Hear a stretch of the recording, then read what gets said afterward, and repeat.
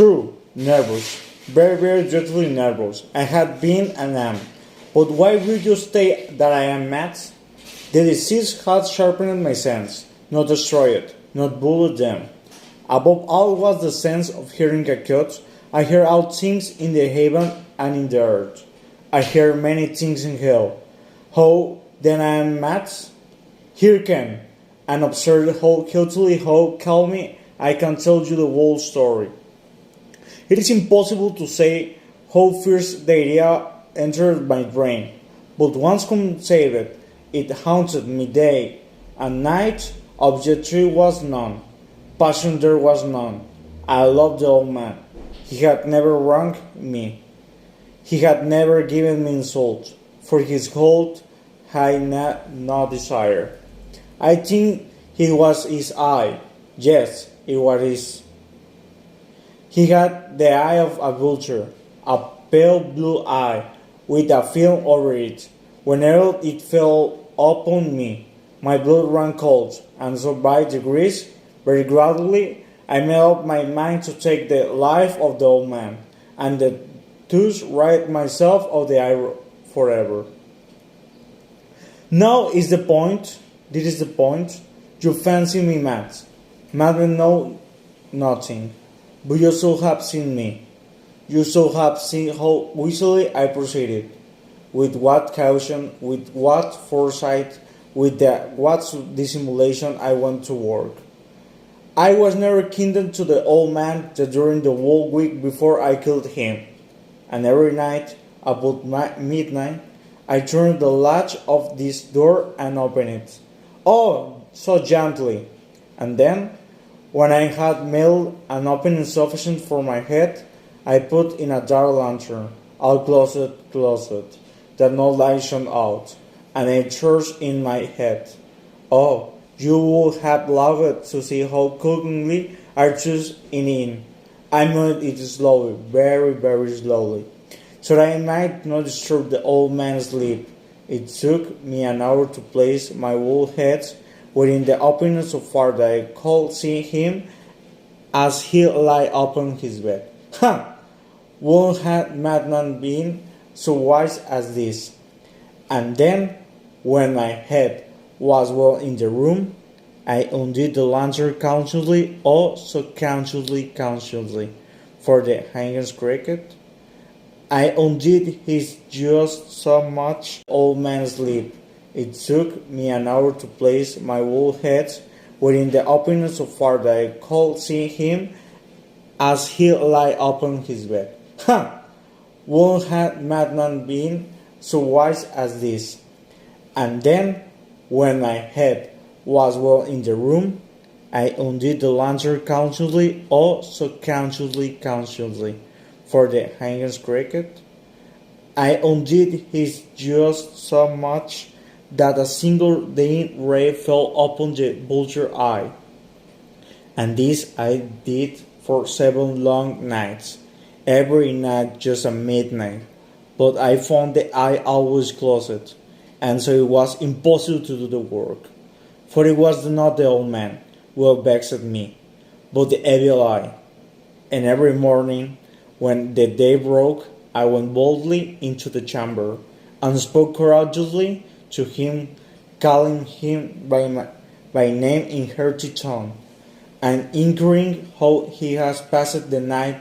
So you see that he would have been a very profound old man, indeed, to suspect the very every night, just at 12 I looked in upon while he slept. Upon the 18th night I was more than usually cautious in opening the door. A watch minute had moved more quickly than mine. Never before that night had I felt the extent of my own powers, of my sagacity. I could scarcely contain my feelings of triumph to think there that I was, opening the door little by little, and he not even the dream of my secret deeds or thoughts. I fairly shocked at the idea, and perhaps to hear me, for he moved on the bed suddenly. At this it started. Now you may think I drew back, but no. His room was as black as pitch, with the thick darkness, and so I knew that he could not see the opening of the door, and I pushing it steadily. I had my head in and was about to open the lantern when my thumb slipped and opened the tin fastening, and the old man sprawled up in bed, crying out, "Who's there?" I kept quite still and said nothing. For a whole hour I did not move a muscle, and in the meantime I did not hear him lie down. He was still sitting up in the bed, listening, just as I have done, night after night, hearkening to the dead watches in the wall. Presently I heard a slight groan, and I knew it was a groan of mortal terror. It was not a groan of pain or of grief. Oh no, it was the low, stifled sound that arises from the bottom of the soul when overcharged with awe. I knew the sound well. Many a night, just at midnight, when all the world slept, it has welled from my own bosom, deepening, with its dreadful echo, the terror that distracts me. I say I knew it well. I knew what the old man felt, and pitied him, although I chuckled at heart. I knew that he had been lying awake ever since the first slight noise, when he had turned in the bed. His fears had been ever since growing upon him. He had been trying to fasten them causeless, but could not. He had been saying to himself, "It is nothing but the wind in the chimney. It is only a mouse crossing the floor. Or it is merely a cricket which has made a single trip." Yes, he had been trying to comfort himself with these suppositions, but he had found all in vain, because death, in approaching him, had stalked in with his black shadow before him, and enveloped the victim. And it was in the mournful influence of the unperceived shadow that caused him to feel, although he neither saw nor heard, to feel the presence of my head within the room. When I had waited a long time, very patiently, without hearing him lie down, I resolved to open a very little crevice in the lantern. So I opened it. You can imagine how stunningly, until at length a simple dim ray, like the thread of the spider, shot from out the crevice and fell upon the vulture eye.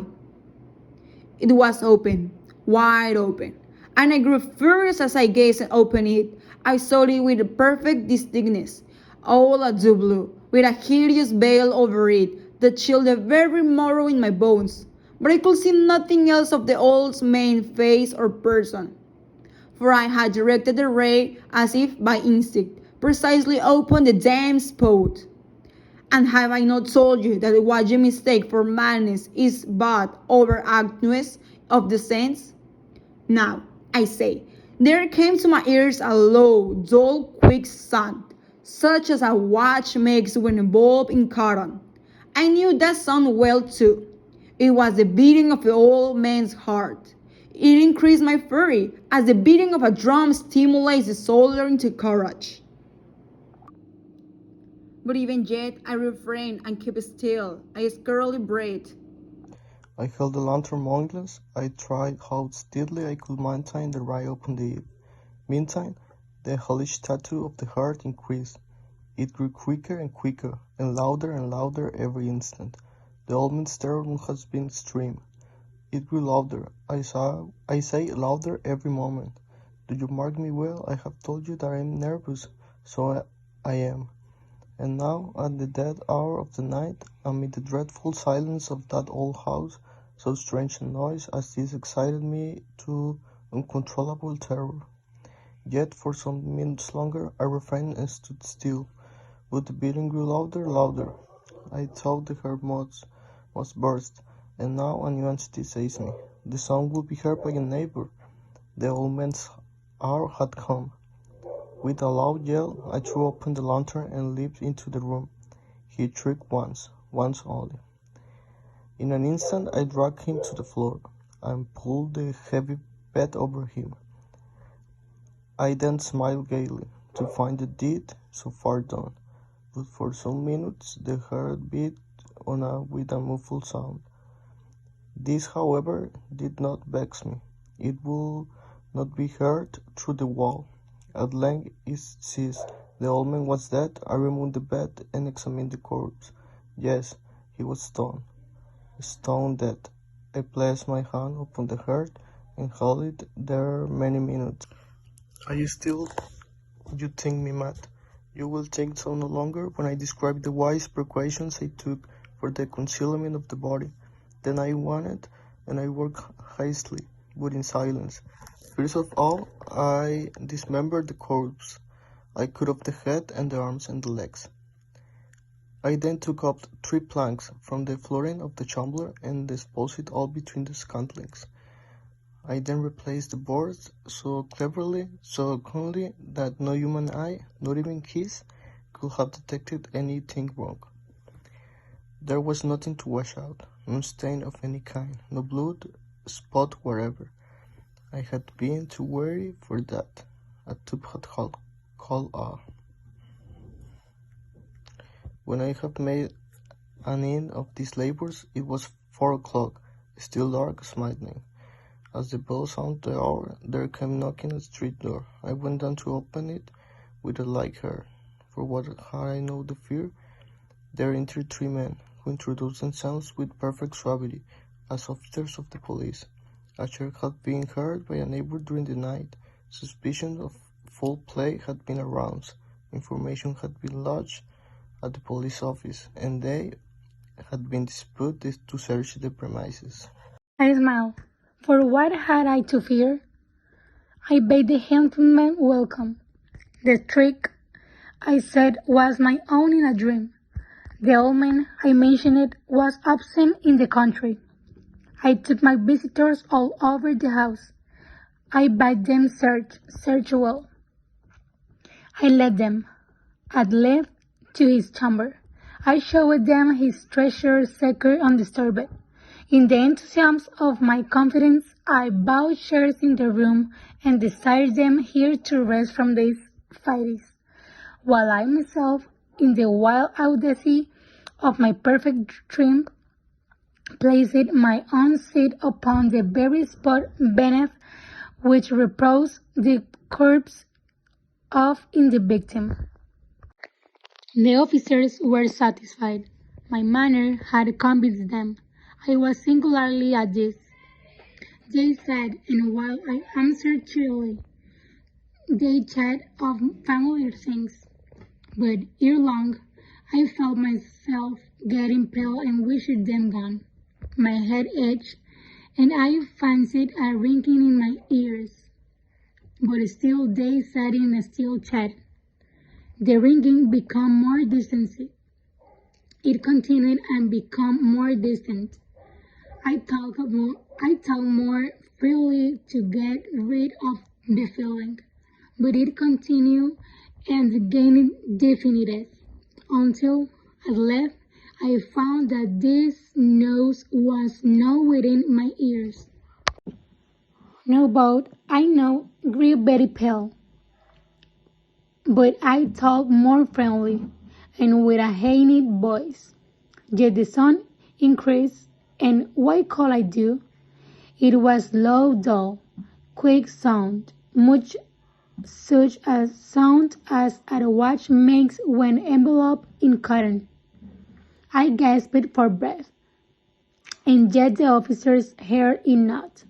I talked more quickly, but the noise steadily increased. I arose and argued about trifles in a high key and with violent gesticulations, but the noise steadily increased. Why would they not be gone? I paced the floor to and fro with heavy strides, as if excited to fury by the observation of the man. But the noise steadily increased. Oh God! What could I do? I foamed. I raved. I swore. I swung the chair upon which I had been sitting, and degraded it upon the words. But the noise arose over all the continually increase. It grew lower, louder, louder, and still the man chatted pleasantly and smiled. Was it possible they heard not? I mightily God. No, no, no. They hear, they suspect, they knew. They were making a mockery of my horror. This I thought, and this I think. But anything was better than this agony. Anything was more tolerable than this derision. I could bear those hypocritical smiles no longer. I felt that I must scream or die. And now again, hark, louder, louder, louder. Villains, I shriek. Dissemble no more. I admit the deed. Tear off the planks. Here, here. It is the beating of his hideous heart.